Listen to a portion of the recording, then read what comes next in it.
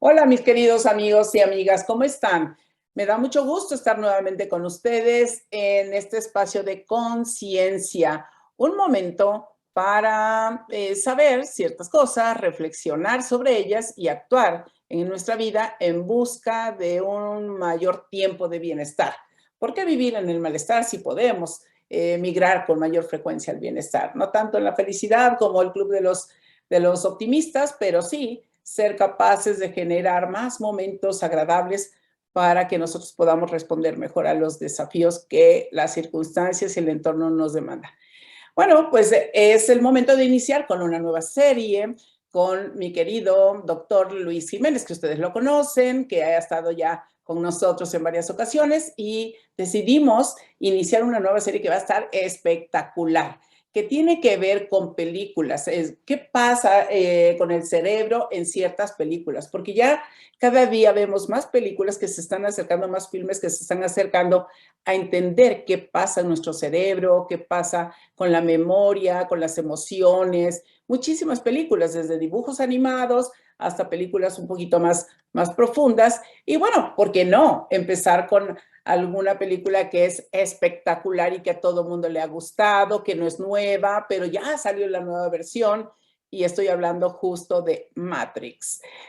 Una película que ha sido muy comentada y que nosotros dijimos, bueno, vamos a hablar acerca de ciertas investigaciones neurocientíficas, de algunos elementos que aquí se tocan y que son muy importantes. Entonces, este es el primer capítulo de nuestra serie, Cerebro y Películas, así que vamos a estar, o Película y Cerebro, que vamos a estar compartiendo con ustedes. Y de verdad me encanta que tengamos esta forma de entender qué nos pasa a los seres humanos a partir de esa serie de escenas que están ocurriendo y que pues nos enganchamos, pero no hacemos una reflexión más profunda acerca de esos fenómenos y cómo se vinculan con la tecnología, con las neurociencias, porque si algo nos ha cambiado la vida es la tecnología, pero las neurociencias también. Así que le doy la bienvenida a mi querido Luis Jiménez, que ya está por aquí con nosotros. Y bueno, pues empecemos con este capítulo que nos tiene muy entusiasmados. ¿Cómo estás, mi querido Luis?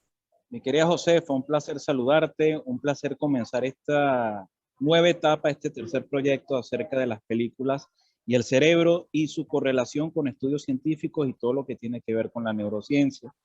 Es un placer finalmente que podamos compartir pasiones y creo que compartimos las pasiones de las películas y las neurociencias, así que auguro éxito para lo que vamos a hacer. Bueno, poniéndonos en... Ajá.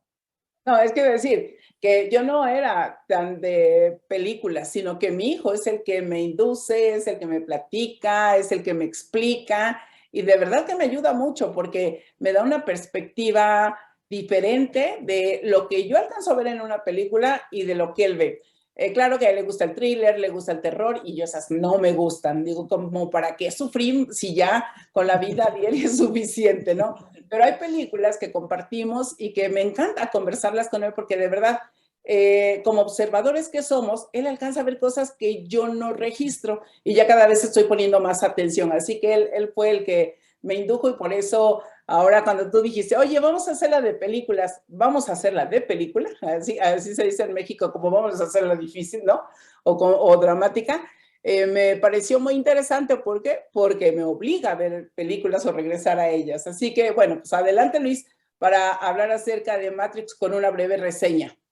Ok, para las personas que se recuerdan de esta película, desde finales de los 90, comienzo del 2000, esta película fue una trilogía y constaba de una realidad alterna en la cual el hombre o la raza humana se encontró con una serie de dificultades y las máquinas fueron desplazándolo. Las máquinas poco a poco lograron extraer la energía que genera nuestro cuerpo, que es un tema que es real, las células, y todo nuestro organismo está conformado por electrolitos y electrones, y eso genera cierta cantidad de energía. Las máquinas, al entender esto, nos ven como una especie de ganado de producción y mantenían a las personas en un estado de sueño constante, en una realidad alterna, y en esa realidad alterna los sujetos dormían, los criaban como en máquinas de incubación, extraían la energía que producían sus cuerpos y luego cuando ya no eran útiles los desechaban. Y así se repitió por mucho tiempo. Eso es el inicio de lo que es el contexto histórico de la película, la realidad alterna. Luego después hay conceptos que se están manejando en la película que vienen mucho con conceptos, válgase la salvedad, que manejaron ciertas religiones como el Avatar para la Cábala, el Mesías para el cristianismo, que son personas que tienen dotes de iluminación o dotes de conocimiento y hacen que los demás despierten. Cuando estos sujetos despertaban, eran erradicados del sistema y poco a poco se van haciendo parias, se van haciendo una sociedad aparte de despiertos, pero estos despiertos tenían que hacerse responsables de ese conocimiento, entrar a ese mundo y atrapar o llevarse más personas para que lograsen constituir una sociedad de personas que supiesen que esa no era la realidad que estaban viviendo, que era otra y que era bastante limitada en su momento. Esto es sumamente interesante porque tiene muchas analogías con el concepto oriental de lo que es el maya, del concepto oriental de lo que es la iluminación y sobre todo lo que es la percepción de la realidad como tal.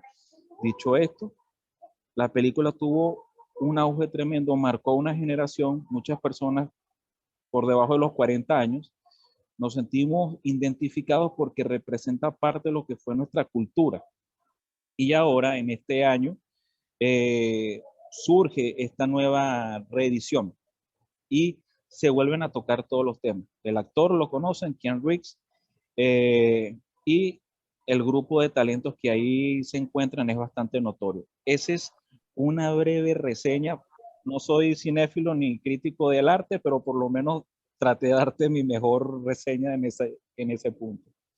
Sí, no, muchas gracias. A mí me parece, digo, que volví a ver la película para recordar algunas escenas y todo esto. Y tal vez desde un análisis más simplista y también un tanto antropológico redundante o social de nuestros comportamientos, hay una propuesta, a mí me parece que hay una propuesta muy parecida al libro de Aldous Huxley del Mundo Feliz, ¿no? Donde se pretende que haya personas perfectas, como que haya personas adecuadas o como que haya personas que sean felices. Pero si lo vemos con la sociedad actual, hay personas que tienen todo, aparentemente, entre comillas, como artistas, como figuras públicas, que se supone que tienen todo como para ser felices. Sin embargo, no son felices porque no se cubren todas las áreas.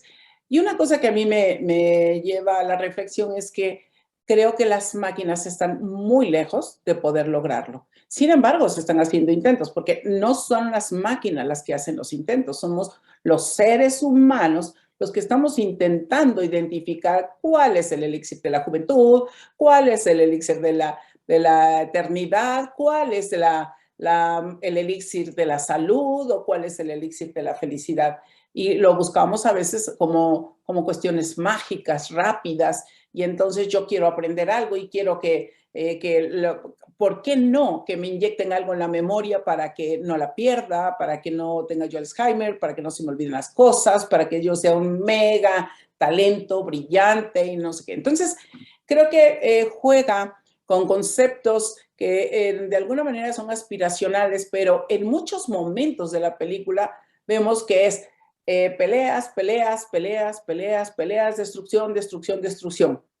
O sea, para llegar a la felicidad, tenemos que pasar por periodos de destrucción. A veces sí.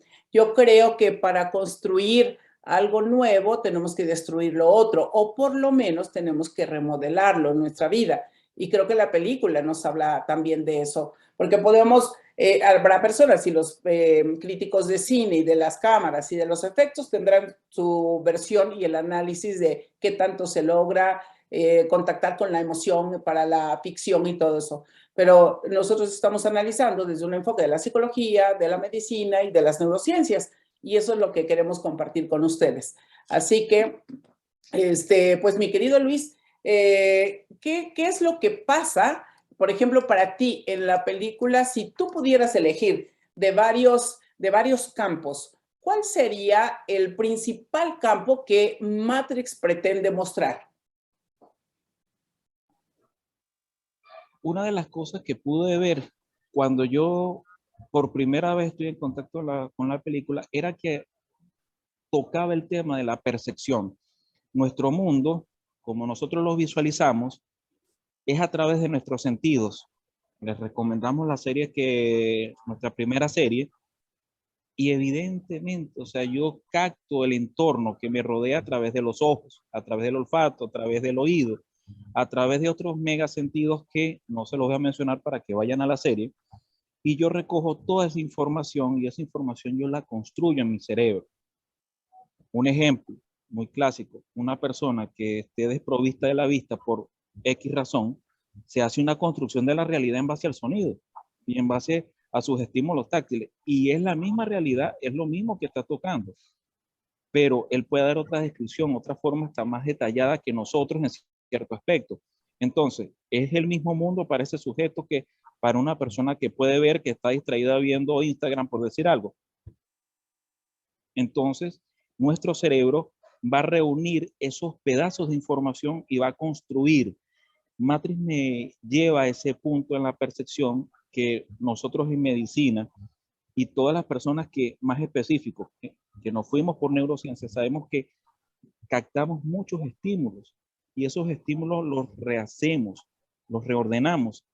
Y si pueden ver en la película cómo en ese punto las máquinas tienen a los sujetos con una serie de tubos, sondas, y les dan estímulos que no es comida, les inyectan ciertas sustancias químicas que van al área occipital, que casualmente es mucho el área del cerebelo, mucho el área de lo que es la médula oblonga, y podemos también ver cómo, correcto, exactamente va una aguja de metal punzante en esa zona, cosa que me parece maravillosa. ¿No? Entra por acá, que es acá donde le colocan como el switch. Exactamente.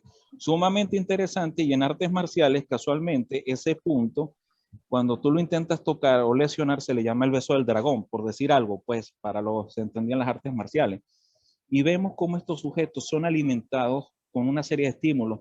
No existe esa realidad, pero ellos la sienten y la perciben como real.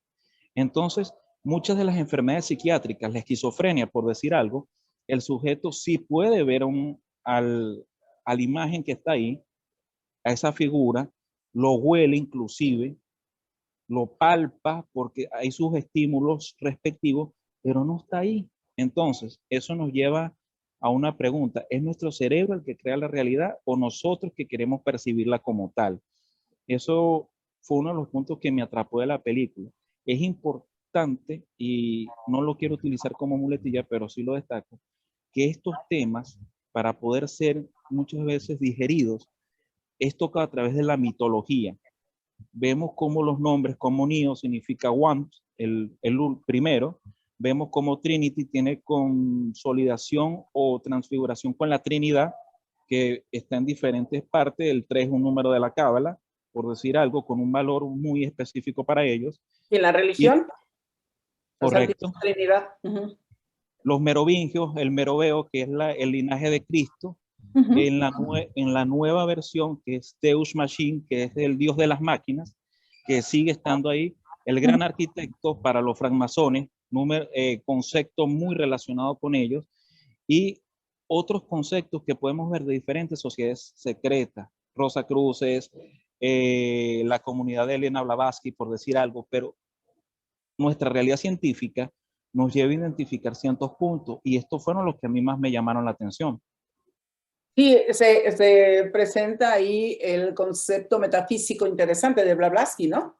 Que de alguna manera lo vemos expresado en muchos momentos. Cuando hablamos de ilusión o realidad, hay estudios muy interesantes del doctor Humberto Maturana, donde él, durante mucho, que ya recientemente falleció, lamentablemente, pero un hombre que se dedicó a hablar acerca de la autopoiesis y de cómo nosotros nos podemos reconfigurar.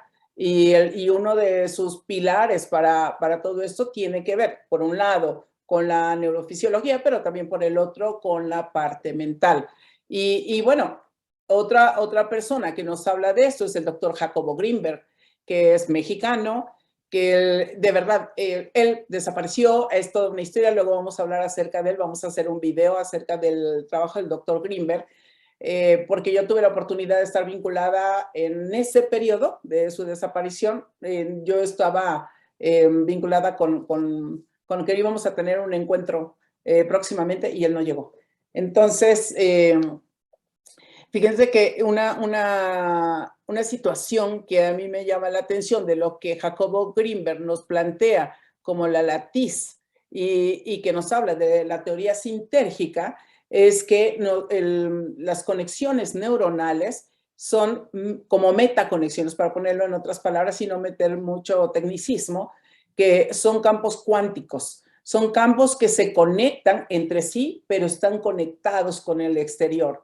Entonces, cuando él habla de estos campos cuánticos, que dice, no nada más existe una realidad, existen muchas realidades, existen muchos mundos. Cada persona tiene su propio mundo, pero ese mundo está interconectado con los otros mundos o con las otras realidades, pero también con las otras ilusiones. Y creo que en Matrix nos presentan momentos que son de ilusión, porque son ilusiones construidas, y además lo que cada persona ya traía, pero por otro lado tenemos otras realidades, ¿no? Como que también pasa en el juego del calamar. O sea, cómo se construye un mundo muy particular donde esa es la realidad que están viviendo y entonces hay que sobrevivir en esa realidad. ¿Cuánto de esto que nos muestra en la película de Matrix particularmente y que lo estoy relacionando con los trabajos del doctor Jacobo Grinberg, me parece que nos da una pista muy interesante acerca de nuestra conciencia, que nosotros hay como otros niveles de conciencia, la conciencia desde la filosofía, la conciencia de las de neurociencias, y como que hay muchos niveles de conciencia. Y justo en la película de Matrix vemos muchos niveles de conciencia, pero también vinculados con estados alterados de conciencia. ¿Por qué? Porque hay sustancias, hay implantes de memoria, hay implantes de información. Entonces, porque la memoria, pues ¿para qué sirven las memorias? Para guardar información. Entonces, hay esos implantes. Y esos implantes hacen que la película nos lleve a un antes, un después, un futuro, un esto, un otro. Y de pronto uno dice, bueno, ¿qué está pasando? ¿Dónde estamos? ¿En qué parte de la película es? ¿No es? Y nos confundimos con todos esos, es como estar alucinando, ¿no? Correcto, sí, totalmente. Y algo que me llama la atención, que para nosotros, Josefa lo sabe y todos los que estudiamos cerebro, nuestro órgano fundamental, nuestro órgano regente, se comunica consigo mismo a través de sustancias químicas y estas sustancias químicas también son un componente eléctrico. ¿Por qué? Están formadas por átomos, están formadas por una serie de sustancias que alteran la electricidad propia, la energía propia al cerebro. Eso se llama neurotransmisores. En Matrix se toca ese punto porque esos sujetos tienen ciertas visiones, el gusto, el deseo, las sensaciones, al final termina siendo un baño de sustancias químicas. Y cuando un sujeto muere, pasaba por una especie de tubo en específico y era reordenado sus moléculas para ser reutilizado. Algo un poco bastante mecánico, pero el punto es esto, o sea, si nuestro cerebro tiene esa cantidad de elementos, imagínense lo complejo que puede ser. Me recuerda mucho el tema de las sustancias alucinógenas que utilizaron en algunos momentos los chamanes para poder ver realidades alternas. El uso inadecuado de los alucinógenos durante los 70, el LSD, etcétera, etcétera. Y hay algo que hago un inciso aparte, es esto. Recientemente, una película que se llamaba Eternals, retomando el tema que tú me comentas, que es poder ver la realidad del otro y mi realidad, hay un término que me gustó muchísimo y es una película que en algún momento, quizás no dentro de esta serie, pero volveremos a mencionar, más que por el contenido fantástico, por el contenido de percepción, es que hablan de la unimente, que es un concepto en el cual todos estamos relacionados a una gran mente, a una gran conciencia, y que cada uno por su parte tiene una realidad propia, pero alimentamos esa conciencia suprema, no con términos religiosos ni filosóficos, sino es una conciencia mucho más compleja, mucho más amplia, mucho más extensa, y que nosotros formamos parte de él. Algo interesante y que en simple lo podemos ver y que se tactó mucho antes de la tecnología fue con los trabajos del doctor de la India, Jagadish Chandra Bose, y cómo él demostró que las plantas se comunicaban entre ellas para advertirse de posibles depredadores. Y es interesante saber que esa comunicación se lograba a través de químicos, a través de percepciones, y que la planta automáticamente se cerraba, cambiaba su color para no ser vista por otros depredadores. ¿Qué quiere decir eso? Hay todavía material y los trabajos más hacia este lado de este continente, los trabajos de Don Castañeda, en antropología nos habla mucho acerca de lo que era esa concepción, esa realidad divisoria que vive el hombre occidental. Y me llama todavía más la atención cómo los directores juegan con esos conceptos de una manera, digamos, muy sutil, pero punzante, y lo dejan ahí. Sí, hay otra parte de la película que es interesante, que generalmente es abordada por los físicos y por los matemáticos, que tiene que ver con tiempo y espacio, ¿no? Y la velocidad.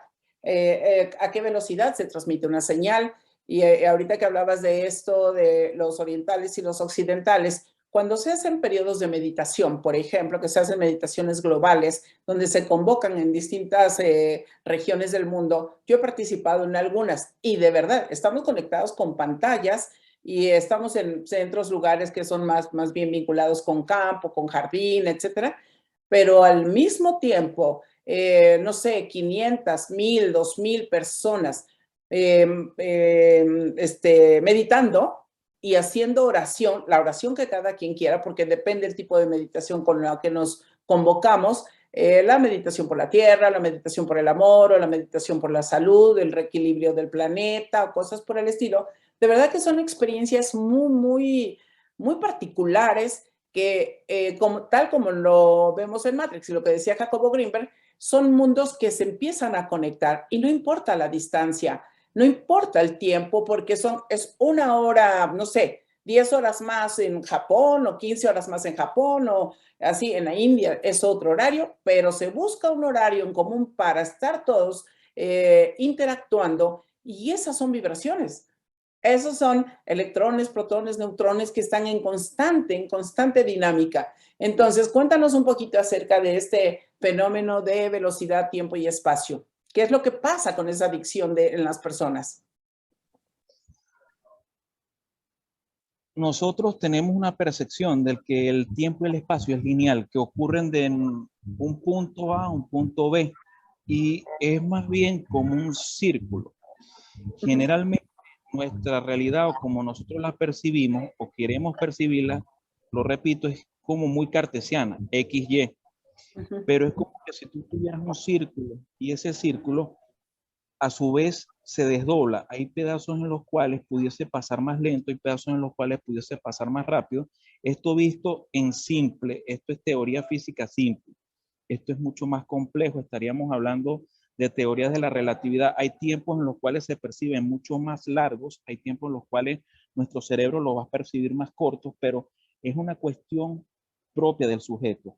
Como individuos, nosotros tendemos a tener ese sesgo, pero toda la información y todo lo que nosotros somos y todo aquello que podemos emitir desde el punto de vista de la física cuántica hace que podamos emitir partículas, electrones, y que estos viajan a cierta velocidad en el espacio y ellos tienen una velocidad constante. ¿Qué pasa? Si yo emito información y eso se mueve como en una onda, porque es como si visualizáramos un punto que se mueve así, yo, yo lo emito, pero los otros sujetos a través de esta gran computadora, este gran misterio que todavía estamos descubriendo que es el cerebro, lo puede captar otro. Pero no simplemente podemos captar uno, podemos captar varios a la vez. ¿O qué es la luz? La luz es una onda, como la luz que tengo ahorita en la cara. Eso es una onda que percibe mi mente y percibe mi cerebro y lo traduce como luz blanca. Pero igual que el sonido es una onda. Y esto puede ser captado y tiene un tiempo para viajar. Se tiene que desplazar en el espacio, pero no es lineal. Esto pueden ser círculos, puede ser de manera anómala y que es captada por un punto.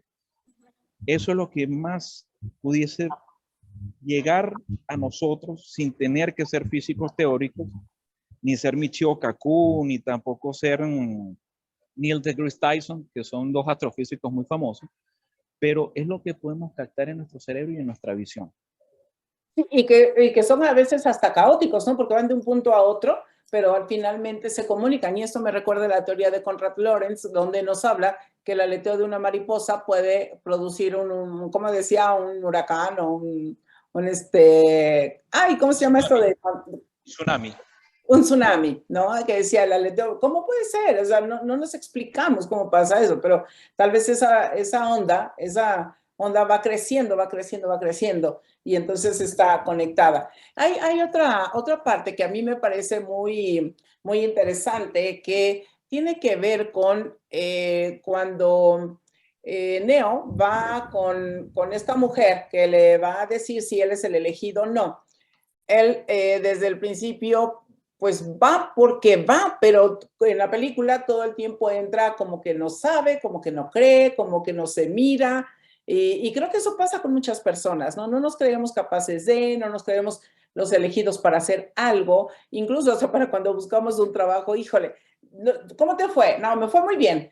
Pero no nos sentimos tan seguros de que somos los elegidos, ¿no? Para ese puesto o para esa pareja, en fin. Entonces, ahí algo que me llama mucho la atención es cómo él al principio no confía en sí mismo. Y esto nos habla de esos mundos y esas realidades que muchas veces los demás dicen, sí eres tú, sí eres la persona, sí eres el elegido, sí tienes estos talentos, sí tienes estas capacidades, pero la misma persona no la ve. Y entonces ahí aflora un tema que tiene que ver con los juicios que tenemos sobre nosotros mismos, como no creer que exista una mejor forma de vida o que estamos destinados para vivir así, y muchas veces no vemos que todas las situaciones tienen, o sea, tenemos una gran capacidad para pendulear en las situaciones de la vida, como por ejemplo, desde el enojo hasta el amor, ¿no? O desde el resentimiento hasta el amor, o del odio, etcétera. No nos vemos ahí y muchas veces nos sostenemos en una rutina, en una forma de vida que a mí me parece que en Matrix es lo que están tratando de romper, como, claro, es una película de ciencia ficción, pero muchas películas de ciencia ficción nos hacen reflexionar. ¿Qué opinas de esto de las emociones? Algo que puedo ver en el personaje que alcanza un proceso de madurez emocional. Es importante, y Josefa, que ha estado más envuelta y se ha formado en la parte psicológica, muchas veces yo escucho un término, no, hay que esperar que madure. Ajá, pero madurar tú le llamas ¿qué? Cuando las madres decían eso, es madurar ¿qué? Que sea lo suficientemente apto para que contribuya económicamente a la casa. Y lamentablemente yo conseguí esa analogía en la región en la cual pertenezco o que emigré aquí en Venezuela. ¿Qué sucede? Dicho esto, parto de esta analogía, el viaje del héroe de Joseph Campbell. Todos los hombres y todas las mujeres, porque esto no es una cuestión de género, esto es una cuestión de individualidad, partimos desde un punto en el cual somos carentes de autoconocimiento, pero no de herramientas. Son dos cosas diferentes. Dentro de mí están las herramientas para ser ese héroe, ser esa heroína, cumplir la misión la cual tengo. Esa misión es diferente, cada persona debe buscarla, pero si yo no soy consciente de esa misión, si yo no soy consciente de mí mismo, de esas herramientas, como todo que no se ve, no existe, se pierde. Y puedo ver que el personaje, al igual que Trinity también, no es solamente Neo, sino Trinity también, poco a poco van dando un salto de fe, que no es otra cosa más de que hacerse consciente de que sí son capaces de poder realizar esa acción y se encaminan a realizarla. Trinity, desde el punto de vista que puede ser lo suficientemente fuerte, no sentirse desplazada en su personalidad para apoyar a otra persona, porque vemos que es un papel fuerte, y también Neo tiene que darse cuenta que tiene todas esas capacidades para poder cumplir una misión, que no es otra más que llegar a un sano equilibrio. Y en ese proceso el oráculo lo va acompañando como un terapeuta responsable. No le da superpoderes, sino que simple y llanamente le dice, vuelve a ti. Y esa imagen del viejo sabio, del oráculo conocedor, también Joseph Campbell lo habla en su libro El viaje del héroe. Y eso es lo que más me gusta de esta película, que siempre se retoma la idea de un héroe, pero esta vez no es solo, son varias personas o varios sujetos quienes están en ese viaje y que la película nos brinda destellos. Por ejemplo, hay una parte que en la última película, un muchacho que reprobó el examen para ser soldado y es el que termina cerrando las puertas de Sion. Al final él termina siendo el héroe que salva a Sion en sí. Pero ¿qué pasa? ¿Por qué no nos damos cuenta de esto? Porque nos dejamos ilusionar o nos dejamos perder en detalles, Absorber. absorber. Gracias por la acotación, pero esta película siempre nos trae esa remembranza y es importante que ese proceso de autoentendimiento, autoconocimiento, madurez emocional, se logra a través de la introspección y de ese esfuerzo extra que hace el personaje. Es mi visión que me gustó bastante de ese personaje. Sí, yo creo que también hay una parte que vale la pena retomar y voy a aprovechar para hacer una precisión de una palabra que usaste, mi querido Luis, que mucha gente la usa, ¿no? Es decir, es que tiene las herramientas, tiene las herramientas. Yo no lo veo como herramientas. Claro, ya sé que se refieren a capacidades, que se refieren a otras cosas, pero tenemos los recursos, tenemos los talentos, tenemos los elementos para salir adelante, para enfrentar muchas cosas en la vida. Quienes piensan de una manera distinta, como por ejemplo, sí, pero es que si las circunstancias no están dadas, no puede salir. Claro, no voy a salir de un momento A a un momento Z. Claro, es un camino muy largo, pero sí puedo ir de un momento A a un momento B y de un momento B a un momento C, porque no todo ocurre de inmediato. Y las personas contamos con muchos recursos, tenemos una gran reserva de recursos para enfrentar la vida, para potenciar nuestra vida, incluso hasta para la sanación. Pero hay otro factor que se maneja en la película que tiene que ver como que siempre va a estar presente el amor. O sea, está la maldad, está el amor, están todos estos elementos que son vinculados al ser humano, porque ahí están colocadas. La máquina no logra enamorarse, pero sí las personas. Y desde el amor hay una capacidad para incrementar la fuerza, para incrementar la inteligencia, para tener un propósito de ayuda, de salvación, de todo esto que a mí me parece que lo comunican muy bien en la película, ¿no? Cuando le da el beso, cuando lo llama, cuando está dispuesta a sacrificarse incluso uno por el otro y quién tiene que salvar a la humanidad, en fin. Creo que esos que son, podrían decir algunos, son gringadas o son los típicos de la película, sin embargo, me parece que nos está recordando a cada rato, que esos son elementos o son factores o son recursos que nosotros debemos de recuperar.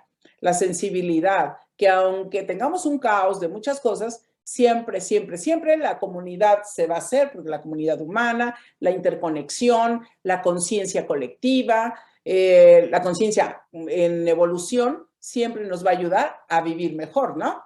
¿Qué opinas? Gracias por la acotación y sí, me parece bastante útil y certero lo que estás diciendo.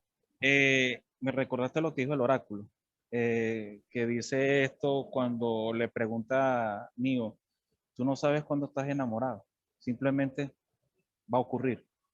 Y eso es una capacidad que aunque muchas personas y muchos neuroquímicos han intentado destacarla, la experiencia como tal es única y no se replica porque forma parte de ese libre albedrío.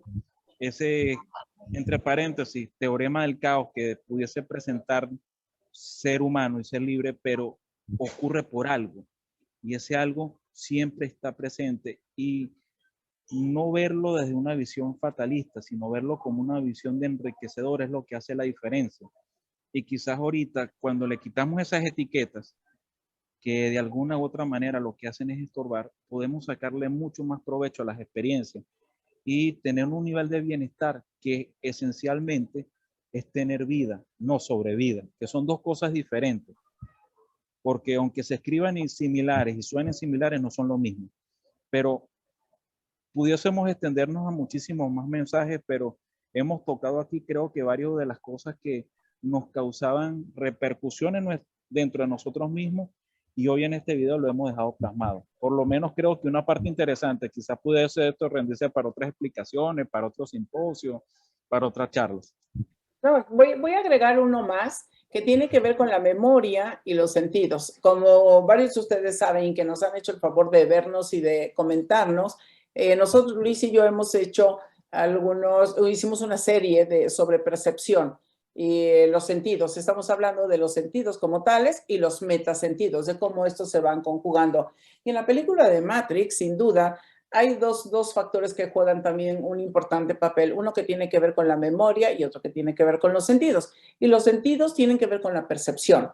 Tiene que ver con esa percepción visual, auditiva, kinestésica, esa percepción que nos genera esas ilusiones, que nos genera esas escenas, y no tan solo para los actores de la película, sino para nosotros como espectadores, porque de repente estamos ahí como muy atentos y a algunos les ocurrirá que casi se meten a la Matrix y pueden sentir algunas cosas más que otros. Eso tiene que ver con la percepción, porque hay muchísimos estímulos afuera que nosotros, si abriéramos más nuestra percepción, podríamos darnos cuenta de muchas cosas que ahí están, pero que no las observamos. ¿Por qué no las observamos?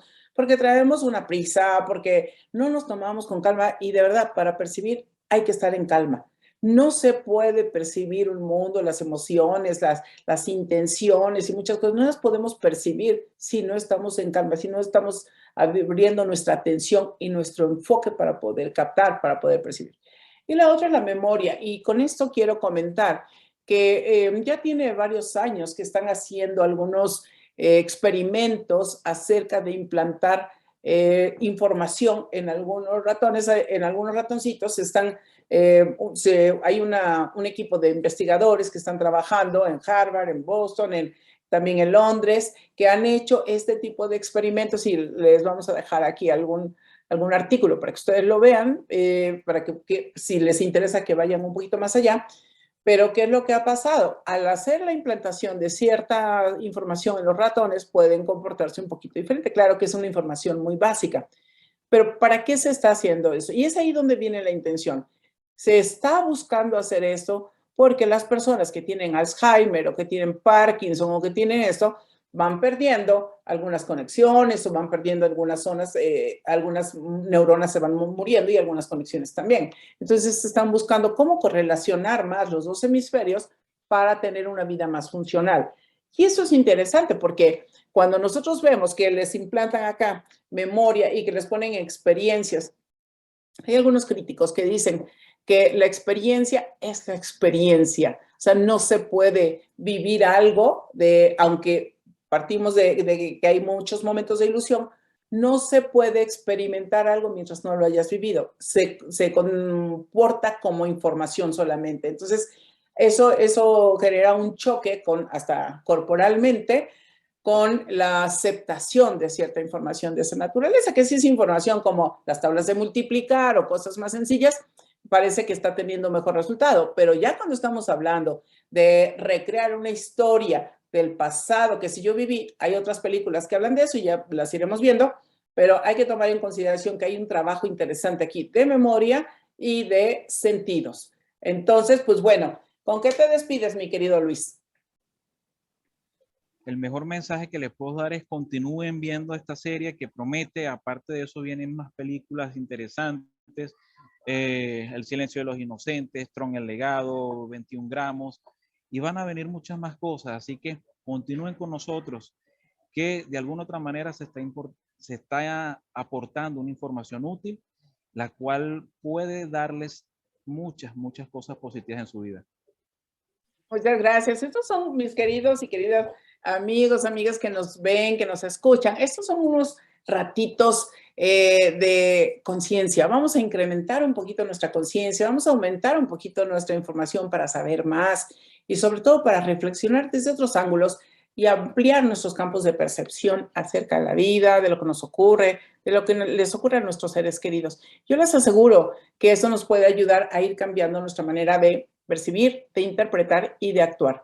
Entonces, pues sigan con nosotros, compartan. Yo sé que muchas personas en esa velocidad por querer, ya, esto está muy largo, tómense un tiempecito, trabajen su paciencia, no dejen que les gane el deseo de no llegar al final de algo, porque eso les hace abandonar sus tareas, les hace abandonar sus objetivos, sus metas y no lo permitan, de verdad. Y no es nada más para este video que nosotros compartimos con ustedes, quienes nos escuchan ahora y posteriormente, sino que calma, porque si no tu cerebro no va a incorporar la información. Si bien es cierto, en la película de Matrix vemos mucha acción, pero hay muchos momentos que tienen que ver con calma, porque si no se baja la frecuencia, nosotros no podemos tomar mejores decisiones. Y recuerden que el bienestar también es rentable y para eso, que adentro es la clave. Así que nos vemos en la próxima. Gracias, mi querido Luis. Aprecio mucho esta conversación. Me encanta hacer este análisis de películas. Así que no se pierdan las siguientes. Nos vemos. Éxitos.